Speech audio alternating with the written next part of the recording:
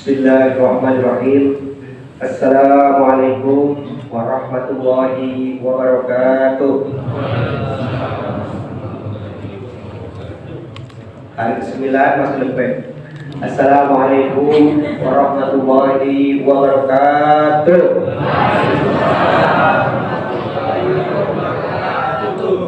Abdul salam talata. Utamanya membaca salam itu 3 kali. Assalamualaikum warahmatullahi wabarakatuh.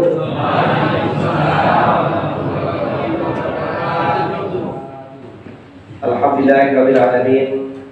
Wassalatu wassalamu ala asrofil anbiya'i wal mursalin sayyidina Muhammadin wa ala alihi wa sahbihi ajma'in. Rabbi shrah li sadri wa yassir li amri wahlul 'uqdatam min lisani yafqahu qawli, amma ba'd. Yang terhormat Ketua Masjid dan para sesepuh, hadirin para jemaah muslimin wal muslimat yang sama-sama dimuliakan oleh Allah. Hari ini hari ke-9 atau 10 gitu. 9 masih hafal kan? Kalau sebut 5 hafal berarti kan. Alhamdulillah. Pada kesempatan ini alhamdulillah kali kedua saya bisa berbicara di hadapan para jemaah. Materi kita pada kesempatan ini para jemaah, kalau kemarin kan yang utama dan dianjurkan di dalam bulan Ramadan ini, yang pertama adalah sholat tarawih. Sudah dan tiap malam kita laksanakan. Yang kedua adalah membaca Al-Quran. Saya yakin ibu-ibu sudah berapa juz hari ini? 30 loh. Pokoknya sudah tamat hampir. Sebab saat ini nyambung kan. Bapak-bapak juga jangan ketinggalan. Ada yang sudah sejuz, ada yang 2 juz dan 3 juz. Alhamdulillah.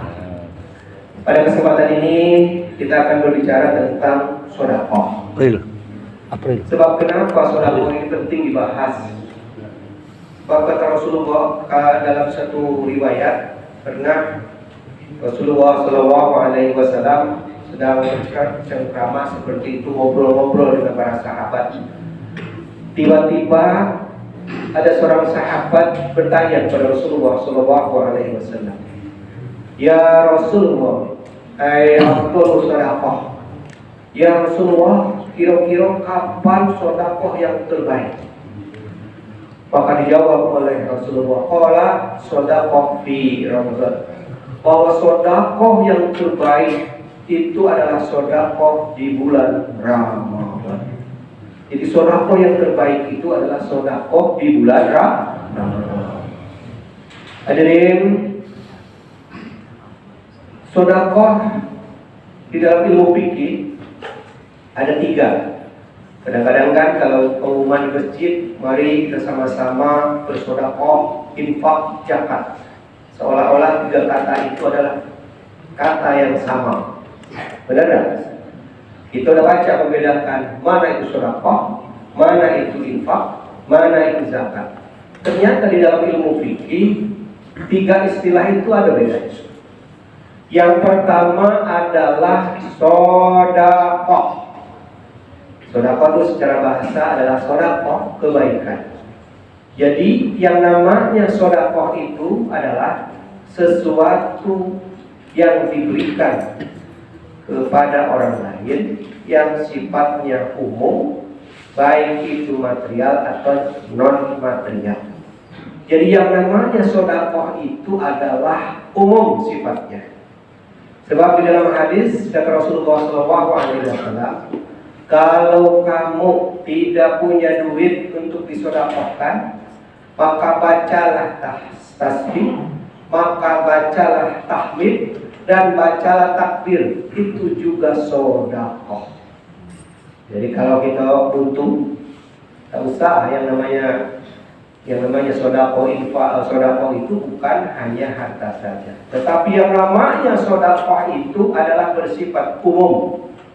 Jadi kalau kita butuh, ambil tasbih, Subhanallah, subhanallah, subhanallah 33 kali. Alhamdulillah, alhamdulillah, alhamdulillah 33 kali. Allahu Akbar 33 kali. Ditutup dengan la ilaha illallah berapa kali? 100 kali umpamanya dan sebagainya. Itu kata Rasulullah SAW termasuk sedekah. Itu artinya yang namanya sedekah itu bukan hanya materi tetapi non materi. Yang kedua di dalam hadis kata Rasulullah SAW, "Tabassaluka ila akhi sedekah." Tersenyumlah dengan saudaramu, itu juga sedekah. Jadi kalau sudah tahu yang namanya tersenyum itu sedekah, kalau ada tamu tersenyum, kalau ada orang lewat tersenyum, kalau ada bapak kita tersenyum, kalau ada suami kita tersenyum. Jangan tersenyum tuh dengan orang lain baik. Suami terutama harus tersenyum. Mentang-mentang lagi butuh, suami dan beri duit seharian 3 hari dia ngomong-ngomong dengan suami. Kalau sudah tahu yang namanya tersenyum itu sedekah, senyumlah. Yang dilarang adalah tersenyum dewek. Mentang-mentang umpamanya tersenyum itu sedekah, di dapur ketawa dewek, di WC ketawa dewek, ke pasar ketawa dewek, kemana-mana ketawa. Nah kata orang bukan sedekah lagi, gilu. Hadirin, hal yang lain ini terutama kepada ibu-ibu. Jangan dikira tuh kita ini urusan dapur mendapur itu bukan sedekah, bukan amal kebaikan. Jadi kata Rasulullah SAW ini sebagai motivasi kepada kita, terutama kepada ibu-ibu. Di dalam sebuah hadis, ini menarik. Idza wasalatul mar'atu tiyabu zawjiha kataballahu laha alfaisana. Barang siapa yang mencuci pakaian suami, maka apa kata Allah maka Allah akan mencatatnya alfaisana 2000 pahala, Bu. Subhanallah. Jadi kalau sudah tahu yang namanya mencuci pakaian suami itu alfai itu alfun kan 1000, kalau alfai 2000. Jadi banyak-banyak kumpulkan pakaian suami tiap hari. Bab kenapa? Sudah tahu pahalanya itu 2000 pahala sekali kita mencuci pakaian suami. Subhanallah. Ibu sudah dibayar kan? Bapak nih. Di dalam hadis yang lain, motivasi bagi ibu-ibu ketika terjadi perang di zaman Rasulullah, yang perang itu laki-laki baik. Yang laki-laki dari kecil sampai besar maju medan perang. Sehingga para perempuan ini protes dengan Rasulullah SAW. Ya Rasulullah, kenapa aku ini? Kenapa kaum wanita ini tidak wajib perang ke medan perang, ke medan pertempuran? Kata Rasulullah SAW, "Balighi man laqitu minan nisa'i karam zawji wa tiratuha." Wahai perempuan, kata Rasulullah, jangan jauh-jauh kamu untuk jihad fisabilillah. Iktaramu zawji wa tiratuha. Hormati sang suami, layani sang suami tercinta, itu termasuk jihad fisabilillah. Alhamdulillah. Jadi apa-apa yang dilakukan oleh kita dengan ikhlas karena Allah. Bayangkan bapak-bapak harus tahu tuh, harus tahu ya bapak-bapak. Ibu itu jam 3 sudah bangun, apalagi bulan Ramadan ini. Tanteng di dapur. Sudah masak, dihidangkan. Suami belum bangun tuh. Bayangkan. Sudah itu piring sudah dihidangkan. Pak, bangun, sahur. Nah, sahur terus.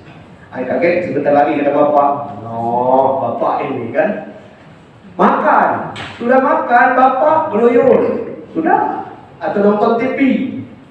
Ibu mulai ke dapur, tanteng, cuci piring dan sebagainya. Terus sudah itu bukan tidur. Sudah subuh bukanlah tidur, tapi apa? Nyuci piring, nyuci ini, nyuci ini. Pekerjaan ibu 24 jam.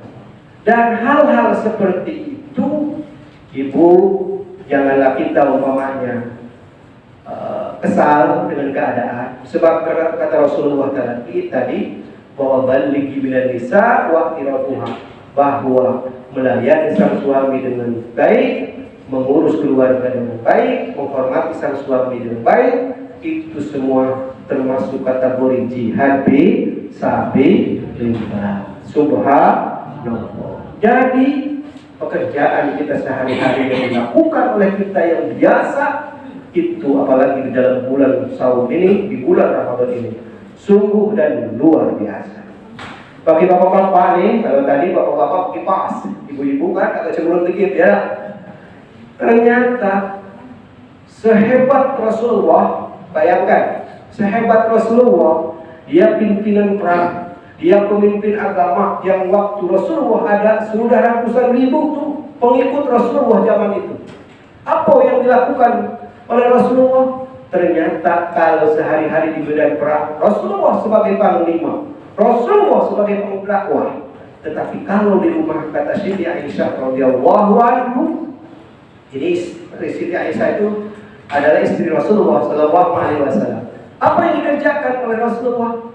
Rasulullah sallallahu alaihi wasallam itu biasa membantu istri, biasa mencuci piring, biasa menyapu, biasa menjahit pakaian, menjahit sendal, dan lain. Di dalam sebuah hadis dikatakan, subhanallah, itu setingkat panglima besar, panglima dan pendakwah besar, yaitu Rasulullah sallallahu alaihi wasallam. Jadi bagi kita, terutama bapak-bapak, jangan sungkan.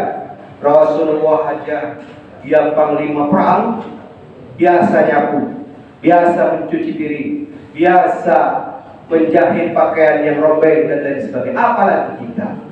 Jadi jangan sampai ada pikiran di antara kita bahwa yang namanya mencuci piring, menyapu di rumah itu ada tugas sebagai istri. Kita harus melihat bahwa Rasulullah sallallahu alaihi wasallam pun kalau di rumah dia selalu membantu istrinya. Subhanallah. Hadirin para jemaah yang sama-sama dimuliakan oleh Allah Subhanahu wa taala. Kalau kita lihat yang namanya sedekah, tadi kan sudah umum ya. Yang namanya sedekah itu umum, bisa berupa materi atau non materi. Yang kedua, infak. Infak itu segala sesuatu yang diberikan berupa harta. Jadi infak itu harta. Umpamanya ambal masjid, infak. Ada celengan lewat, infak. Membangun pesantren, infak. Membangun madrasah, infak. Pokoknya yang berupa materi apa saja itu yang disebut infak. Yang ketiga, ada yang disebut dengan zakat. Zakat itu perbedaan dengan sedekah. Kalau sedekah umum, kalau infak itu berupa harta. Sedangkan yang namanya zakat adalah mempunyai aturan. Umpamanya zakat mal, ada aturannya, dikeluarkan setahun sekali. Ukurannya jelas. Barang siapa yang mempunyai harta seukuran 84 gram emas, atau kalau menurut perhitungan kita kurang lebih 12 suku, mau tidak mau, suka tidak suka, itu harus dikeluarkan zakat mal. Itu namanya zakat mal. Jadi kalau namanya kita mengeluarkan 100, 200, itu bukan zakat namanya, tapi infak. Tetapi yang namanya zakat itu ada ukurannya. Umpamanya zakat fitrah. Zakat fitrah ada ukuran. Umpamanya menurut Baskan kemarin berdasarkan hasil ini dapat disepakati bahwa kalau berupa kilo yaitu 2, kilogram. Kalau berupa liter 3,1. Kalau berupa duit kalau tidak salah 27.500. Nah itu ada ukurannya, itu zakat. Jadi umpamanya yang namanya zakat itu ada ukuran. Terus yang namanya zakat fitrah kita baca bulan Syawal. Aku umpamanya mau zakat fitrah bulan Syawal, bulan haji, itu bukan zakat fitrah, tetapi sedekah atau infak. Tetapi yang namanya zakat fitrah itu dilakukan dari mulai dari bulan Ramadan sampai kita sebelum melaksanakan ibadah sholat Idul Fitri. Lewat dari itu kata Rasulullah, itu yang disebut dengan sedekah. Paham sampai situ, Bu? Jadi itu perbedaan antara sedekah, antara infak dan antara zakat. Ada lagi yang siko nih. Siko ini wakaf. Wakaf itu sama pemberian, tapi sifatnya yang kuat. Tanah, rumah. Jadi kalau umpamanya kita punya buka puasa, umpamanya punya punya buah-buahan atau punya apa nih yang kita buka puasanya, bukaan lah ya, itu bukan wakaf tuh ya, itu infak sedekah namanya. Tetapi kalau yang namanya wakaf, yang diwakafkan itu yang kekal, yang kuat, tanah, rumah dan lain sebagainya. Duit bisa juga duit itu, sebab duit kuat. Hadirin para jamaah yang sama-sama dimuliakan oleh Allah, kenapa kita ini perlu sedekah, perlu infak, perlu zakat? Di dalam surat At-Taubah ayat 13, guna dari zakat, infak, sedekah itu khud min amwalihim shadaqatan tutahhiruhum wa tuzakkihim biha. Ambillah min amwalihim, dari harta-hartamu, sedekah, zakat, infak, tutahhiruhum. Yang pertama fungsinya yaitu untuk membersihkan harta-harta tersebut. Jadi itu yang fungsi dari sedekah, infak dan zakat itu, yaitu tutahhiruhum, yaitu untuk membersihkan harta-harta tersebut.